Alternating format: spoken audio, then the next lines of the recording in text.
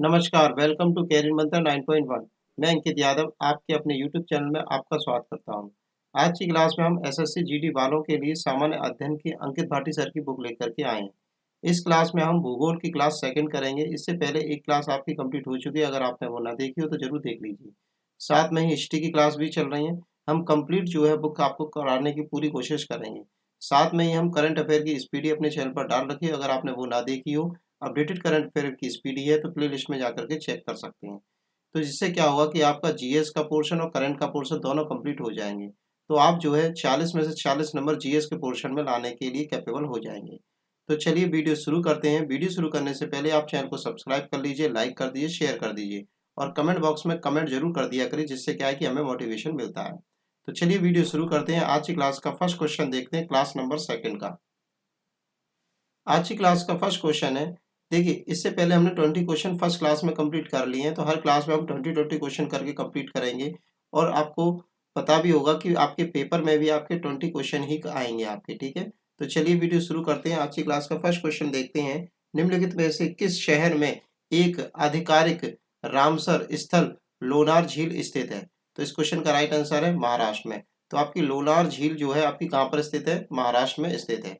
अब इसका व्याख्या और डिटेल देख लेते हैं हम लोग। रामसर स्थल का आश्रय ऐसे आर्द्रभूमि क्षेत्र से है जो जैव विविधता के लिए बहुत महत्वपूर्ण होते हैं। रामसर स्थल का आश्रय ऐसे आर्द्रभूमि क्षेत्र से होता है जो जैव विविधता के लिए बहुत महत्वपूर्ण होते हैं। उन महत्वपूर्ण स्थलों को रामसर संधि के अंतर्गत संरक्षित किया जाता है। उन स्थलों को किसके अंतर्गत संरक्षित किया जाता है? रामसर संधि के अंतर्गत। यह संधि 1975 में प्रभावी हुई थी। कब हुई थी? 1975 में प्रभावी हुई थी। भारत में वर्तमान में 75 रामसर स्थल हैं। भारत में वर्तमान में कितने स्थल हैं? 75 रामसर स्थल हैं। लोनार झील महाराष्ट्र राज्य में अवस्थित है, जो रामसर साइट्स के अंतर्गत आती है। नेक्स्ट क्वेश्चन की तरफ चलते हैं। बारालाचा दर्रे के दोनों किनारों से निकलने वाली दो जल धाराएं चंद्र और भागा निम्न में से किस नदी को बनाती हैं? तो आंसर है चिनाब नदी को बनाती हैं। बारालाचा दर्रे के दोनों किनारों से निकलने वाली दो जल धाराएं चंद्र और भागा निम्न में से कौन सी नदियां बनाती हैं? तो आंसर है चेनाब नदी बनाती हैं। व्याख्या देख लेते हैं इस क्वेश्चन की। चंद्रा और भागा नामक जो दो धाराएं बारालाचा दर्रे के विपरीत किनारों से गुजरती हैं और चेनाब नदी को मिलाती हैं। चेनाब का पानी भारत और पाकिस्तान द्वारा सिंध जल समझौते की शर्तानुसार साझा किया जाता है, ठीक है। तो ये कहाँ से होकर के गुजरती हैं? चेनाब नदी में मिलती हैं जाकर के, ठीक है। और चेनाब का पानी भारत और पाकिस्तान द्वारा सिंधु जल समझौते, कौन सा समझौता है? सिंधु जल समझौते की शर्तानुसार साझा किया जाता है। क्वेश्चन नंबर 23 है हमारा। निम्नलिखित में से कौन सा संग्रहालय कटक में स्थित है? आंसर है नेताजी सुभाष चंद्र बोस नेताजी जन्म स्थान का संग्रहालय, ठीक है। निम्नलिखित में से कौन सा संग्रहालय कटक में स्थित है? तो नेताजी का जन्म स्थान संग्रहालय, ठीक है। आगे बात करें हम लोग, इसके डिटेल देख लेते हैं।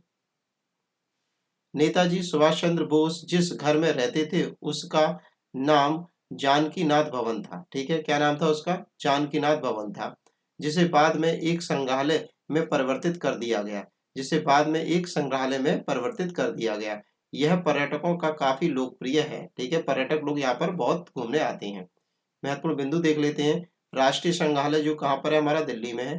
राष्ट्रीय संग्रहालय हमारे भारत का कहाँ पर है? दिल्ली में। भारतीय संग्रहालय कहाँ पर है? कोलकाता में। भारतीय संग्रहालय कहाँ पर है? कोलकाता में। सलार जंग संग्रहालय कहाँ पर है? हैदराबाद में। सलार जंग संग्रहालय कहाँ पर है? हैदराबाद में। प्रिंस ऑफ वेल्स संग्रहालय कहाँ पर है? मुंबई में। प्रिंस ऑफ वेल्स संग्रहालय कहाँ पर है? आपका मुंबई में। सरकारी संग्रहालय कहाँ पर है? आपका चेन्नई में। सरकारी संग्रहालय आपका कहाँ पर है? चेन्नई में। नेपियर संग्रहालय आपका कहाँ पर है? त्रिवेंद्रपुरम में। नेपियर संग्रहालय आपका कहाँ पर है? त्रिवेंद्रपुरम में। नेक्स्ट क्वेश्चन की तरफ चलते हैं हम लोग। क्वेश्चन नंबर 24 पर आ गए हैं। भारतीय वन्यजीव संरक्षण अधिनियम किस वर्ष लागू हुआ था? आंसर है 1972 में। भारतीय वन्यजीव संरक्षण अधिनियम किस वर्ष लागू हुआ था? 1972 में। डिटेल देख लेते हैं इस क्वेश्चन की हम लोग।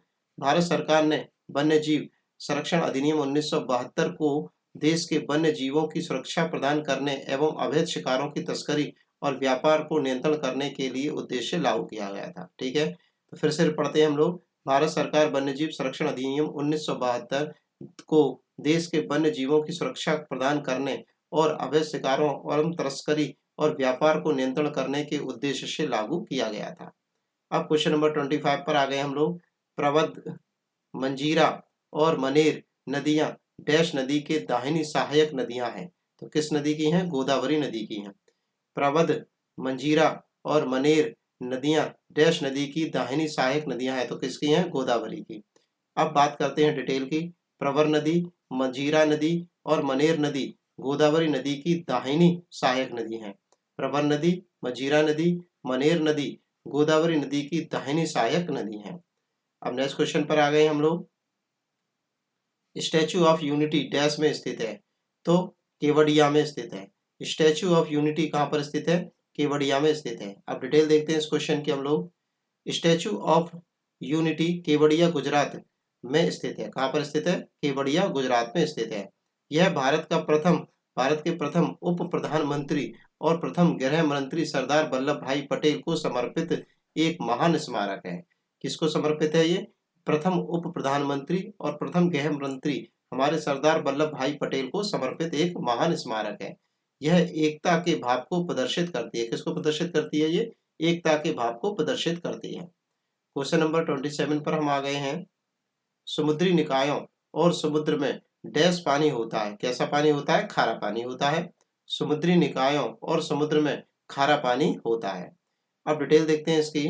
समुद्री निकायों और समुद्र में खारा पानी होता है क्योंकि इसमें लवण पाए जाते हैं। क्या पाया जाता है? इसमें लवण पाए जाते हैं। सोडियम और क्लोराइड जो नमक बनाते हैं और ये समुद्र के कई सालों तक वहीं जमा रहते हैं। ठीक है, कौन कौन से हैं? सोडियम और क्लोराइड जो कि नमक बनाते हैं और ये समुद्र में कई सालों तक वहीं जमा रहते हैं, इसलिए पानी कैसा होता है? वहां का खारा होता है। ठीक है, सोडियम क्लोराइड दोनों मिलकर के NaCl, तो ये क्या है? नमक का फॉर्मूला भी है आपका। ठीक है, आगे बात करें हम लोग। क्वेश्चन नंबर है 28। डैश और ताप्ती, मतलब दो नदियों की बात हो रही है। डैश और ताप्ती नदियां एक दूसरे से लगभग समानांतर बहती हैं लेकिन विपरीत दिशाओं में खुद को खाली कर दे लेती हैं। तो आंसर है नर्मदा। नर्मदा और ताप्ती नदियां एक दूसरे के लगभग समानांतर बहती हैं लेकिन विपरीत दिशाओं में खुद को खाली कर लेती हैं। अब डिटेल को बात कर लेते हैं हम लोग इसकी। नर्मदा और ताप्ती नदियां पूर्व से पश्चिम दिशा की ओर बहती हैं। नर्मदा और ताप्ती नदियां पूर्व से पश्चिम दिशा की ओर बहती हैं। मध्य प्रदेश से निकलने वाली दोनों नदियां अरब सागर खंबात की खाड़ी में गिरती हैं। दोनों नदियां मध्य प्रदेश से निकलने वाली ये दोनों नदियां कहां पर जाकर के गिरती हैं? अरब सागर की खंबात की खाड़ी में गिरती हैं। नेक्स्ट क्वेश्चन है हमारा। हमारे सौरमंडल के बाहर निम्नलिखित में से ऐसा कौन सा ग्रह है जो आमतौर पर हमारी आकाशगंगा में किसी अन्य तारे की परिक्रमा करता है? ठीक है, तो आंसर है इसका एक्सोप्लैनेट। क्या नाम है इसका? एक्सोप्लैनेट। फिर से पढ़ते हैं हम। हमारे सौरमंडल के बाहर निम्नलिखित में से ऐसा कौन सा ग्रह है जो आमतौर पर हमारी आकाशगंगा में किसी अन्य तारे की परिक्रमा करता है? तो इसका नाम है एक्सोप्लैनेट। अब डिटेल देख लेते हैं इस क्वेश्चन की हम लोग। एक्सोप्लैनेट मतलब कि बहिर्ग्रह या गैर सौरीय ग्रह, extra solar planet. Extra solar planet ऐसे ग्रह को कहा जाता है जो हमारे सौरमंडल के बाहर स्थित हो। ठीक है, मतलब हमारे सौरमंडल में ना हो, अन्य किसी तारे की परिक्रमा करें, मतलब सूरज की परिक्रमा ना करके अन्य किसी की करें, सूर्य की नहीं करें। अब महत्वपूर्ण बिंदु की बात कर लेते हैं हम लोग। सूर्य के चारों ओर चक्कर लगाने वाले विभिन्न ग्रहों, धूमकेतुओं, उल्काओं और अन्य आकाशीय पिंडों को समूह को क्या बोलते हैं? हम सौरमंडल कहते हैं। ठीक है, सूर्य से जो रिलेटेड है सारे, सूर्य के चारों ओर चक्कर लगाने वाले विभिन्न ग्रह, धूमकेतु, उल्काओं और अन्य आकाशीय पिंडों को सामूहिक रूप से क्या बोलते हैं? सौरमंडल कहते हैं। सौरमंडल में 8 ग्रह हैं। कौन कौन से? बुध, शुक्र, पृथ्वी, मंगल, बृहस्पति, शनि, अरुण, वरुण। बुध, शुक्र, पृथ्वी, मंगल, बृहस्पति, शनि, अरुण, वरुण। ठीक है, तो ये आपके 8 ग्रह हैं। शुक्र सौरमंडल का सबसे गर्म ग्रह है। शुक्र कैसा ग्रह है आपका? सौरमंडल का सबसे गर्म ग्रह है। बुध, शुक्र, शनि, बृहस्पति और मंगल को खुली आंखों से देखा जा सकता है। कौन कौन से ग्रह हैं? बुध, शुक्र, शनि, बृहस्पति और मंगल को खुली आंखों से देखा जा सकता है। नेक्स्ट क्वेश्चन पर चलते हैं हम लोग। निम्नलिखित में से कौन सी नदी जास्कर और लद्दाख पर्वतमालाओं के बीच बहती है? आंसर है सिंधु। निम्नलिखित में से कौन सी नदी जास्कर और लद्दाख पर्वतमालाओं के बीच बहती है? आंसर है सिंधु। डिटेल देखते हैं इस क्वेश्चन का हम लोग। जास्कर और लद्दाख के बीच सिंधु नदी बहती है। सिंधु नदी लद्दाख की जीवन रेखा है। कौन क्या है ये? लद्दाख की जीवन रेखा है। लेह लेह रो बासगो आदि सिंधु के किनारे बसी हुई जगह हैं। कौन कौन सी है? एक तो लेह है, रो है और बासगो है, जो कि सिंधु नदी के किनारे पर बसे हुए हैं। अब क्वेश्चन नंबर 31 पर हम आ गए हैं। हिमालय पर्वत की सुदूर उत्तरी पर्वतमाला को किस नाम से जाना जाता है? आंसर है ब्रह्ममाल्य। हिमालय पर्वत की सुदूर उत्तरी पर्वतमाला को किस नाम से जाना जाता है? तो आंसर है बहरमाल्य। ठीक है, अब इसका डिटेल देख लेते हैं। ट्रांस हिमालय के दक्षिण में और हिमालय के सबसे उत्तरी भाग में स्थित पर्वतमाला को महान और बृहद हिमालय कहते हैं। ठीक है, ट्रांस हिमालय के दक्षिण में और हिमालय के सबसे उत्तरी भाग में स्थित पर्वत श्रृंखला को महान और बृहद हिमालय कहते हैं। महान हिमालय हिमालय की सबसे प्राचीनतम श्रेणी है। महान हिमालय क्या है? आपकी हिमालय की सबसे प्राचीनतम श्रेणी है। डिटेल नेक्स्ट क्वेश्चन पर हम आ गए हैं। किस प्रकार की मिट्टी को पानी की अधिकतम मात्रा बनी रहती है? ठीक है, किस प्रकार की मिट्टी में पानी की सबसे ज्यादा मात्रा बनी रहती है? तो आंसर है चिकनी मिट्टी में। किस प्रकार की मिट्टी में पानी की अधिकतम मात्रा बनी रहती है? तो आंसर है चिकनी मिट्टी में। अब डिटेल देख लेते हैं इस क्वेश्चन की। पानी की सबसे अधिकतम मात्रा काली मिट्टी में विद्यमान रहती है। काली मिट्टी स्वतः जुताई वाली मिट्टी भी होती है। ठीक है, काली मिट्टी कैसी होती है? स्वतः जुताई वाली मिट्टी भी होती है। चिकनी मिट्टी को भी काली मिट्टी भी बोल देते हैं। काली मिट्टी के बाद, ठीक है, अब देखो उसके बाद उसका नंबर आ रहा है। काली मिट्टी के बाद चिकनी मिट्टी में पानी की अधिकतमता होती है। देखो अगर काली मिट्टी यहाँ पर आंसर होता, ऑप्शन होता, तो हम क्या लगाते? काली मिट्टी लगाते, पर काली मिट्टी ऑप्शन में दिया नहीं है तो हम क्या लगाएंगे? चिकनी मिट्टी लगा दिया हमने। ठीक है, तो काली मिट्टी के बाद चिकनी मिट्टी में पानी की अधिकतमता होती है। जिस फसल को उगाने के लिए अधिक पानी की आवश्यकता होती है, जैसे कि धान, चिकनी मिट्टी में बोए जाते हैं। ठीक है, धान किस मिट्टी में बोया जाता है? चिकनी मिट्टी में बोया जाता है। अब बात करते हैं हम क्वेश्चन नंबर 33 की। इनमें से कौन भू संसाधनों के उत्पादक और उपभोक्ता हैं? तो आंसर है मानव। ठीक है, भू संसाधनों के कौन है? उत्पादक भी है, उसको उगाते भी हैं और उपभोग भी करते हैं।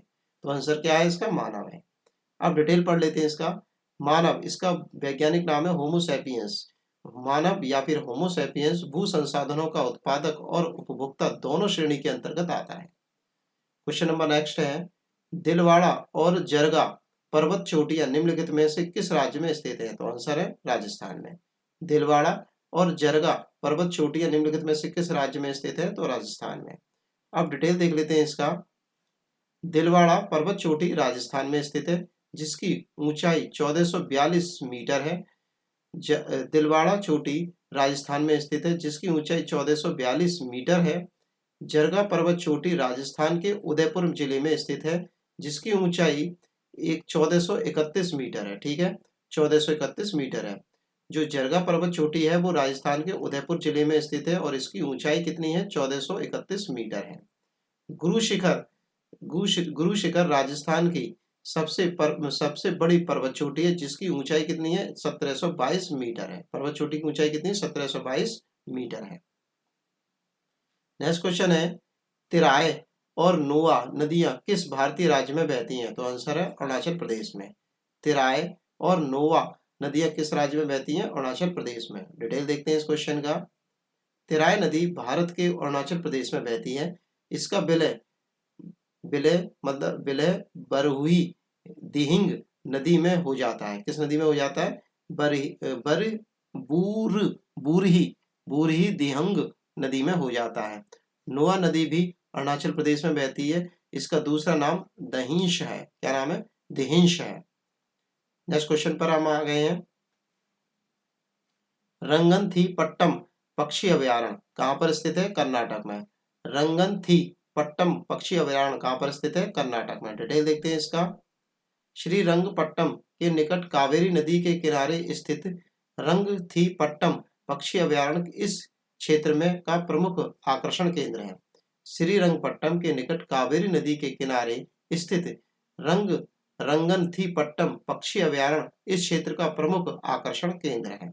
इसे 1940 में पक्षी अभयारण्य घोषित किया गया। यह कर्नाटक में स्थित है। ये कहाँ पर स्थित है? कर्नाटक में स्थित है। भारत के लगभग 72 पक्षी अभयारण्य यहाँ पर है। भारत के लगभग 72 पक्षी अभयारण्य कर्नाटक में स्थित है। नेक्स्ट क्वेश्चन हमारा क्वेश्चन नंबर 37 है। आ गए हम लोग। निम्नलिखित में से कौन सी पहाड़ियां आंध्र प्रदेश में स्थित हैं? आंसर है पालकोड़ा की पहाड़ियां। निम्नलिखित में से कौन सी पहाड़ियां आंध्र प्रदेश में स्थित है? तो आंसर है पालकोड़ा की पहाड़ियां। डिटेल देखते हैं इस क्वेश्चन का। पालकोड़ा पहाड़ियां भारत के दक्षिणी भाग के पूर्वी घाट पर्वतमाला का भाग है। पालकोड़ा की पहाड़ियां भारत के दक्षिणी भाग में पूर्वी घाट पर्वतमाला का भाग है। यह आंध्र प्रदेश राज्य के अनंतपुर जिले और कांडपा जिले में स्थित है। यह आंध्र प्रदेश के राज्य के अनंतपुर जिले और कांडपा जिले में स्थित है। अब क्वेश्चन नंबर 38 देखते हैं हम लोग। 38 क्या है? निम्नलिखित में से कौन सी नदी अरब सागर में गिरती है? अरब सागर में बहुत नदियां गिरती हैं, पर इनमें से कौन सी गिरती है? तो आंसर है नर्मदा नदी। निम्नलिखित में से कौन सी नदी अरब सागर में गिरती है? तो आंसर है नर्मदा नदी। डिटेल देख लेते हैं। नर्मदा नदी मध्य प्रदेश के अमरकंटक से निकलती है और अरब सागर में गिरती है। नर्मदा नदी मध्य प्रदेश के अमरकंटक से निकलती है और अरब सागर में गिरती है। कहाँ पर गिरती है? अरब सागर में गिरती है। हमने 38 क्वेश्चन कर लिए हैं। अभी और क्लास चलेगी। आपको बस याद दिलाना है कि आपको चैनल को सब्सक्राइब करना है, लाइक करना है और शेयर करना है। और जिन भाई बहनों ने चैनल को लाइक, शेयर और सब्सक्राइब कर दिया है, उन लोगों का बहुत बहुत धन्यवाद। अब आप कमेंट करके भी हमें ये बता सकते हैं कि आपको ये सेशन कैसा लग रहा है। तो कमेंट करेंगे तो जिससे क्या है कि हम मोटिवेट होते हैं और आपको ज़्यादा से ज़्यादा वीडियो प्रोवाइड कराते हैं। तो प्लीज़ कमेंट जरूर करा करिए और अपने फ्रेंड्स सर्कल में भी इस वीडियो को शेयर करिए। हम ज़्यादा से ज़्यादा आपको क्लास प्रोवाइड कराएंगे। ठीक है? और आपको किस बुक से रिलेटेड क्लासेस चाहिए ये भी आप कमेंट बॉक्स में कर सकते हैं। तो चलिए आगे चलते हैं। आगे क्वेश्चन देखते हैं हम लोग। छतों पर वर्षा जल संचयन को अनिवार्य बनाने वाला भारत का पहला और एकमात्र राज्य निम्नलिखित में से कौन सा है? तो आंसर है तमिलनाडु। छतों पर वर्षा जल संचयन को अनिवार्य बनाने वाला भारत का पहला और एकमात्र राज्य कौन सा है? तो आंसर है तमिलनाडु। डिटेल देख लेते हैं हम इसका। छतों पर वर्षा के जल संचयन को अनिवार्य बनाने वाला भारत का प्रथम एकमात्र राज्य कौन सा है? तमिलनाडु।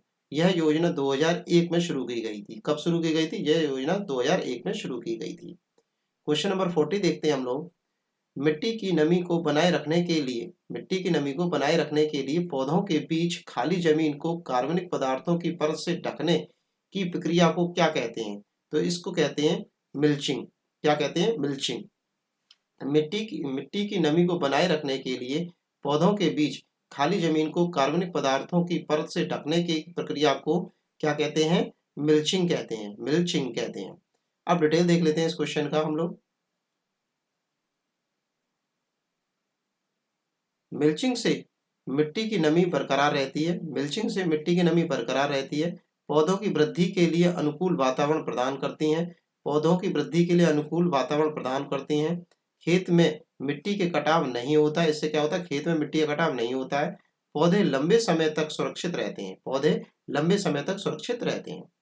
तो चलिए हमने आज की क्लास कंप्लीट कर ली है। आप लोगों को बहुत बहुत धन्यवाद कि आपने चैनल को लाइक किया, सब्सक्राइब किया और शेयर किया। Thanks for watching video. Take care. Bye bye. धन्यवाद।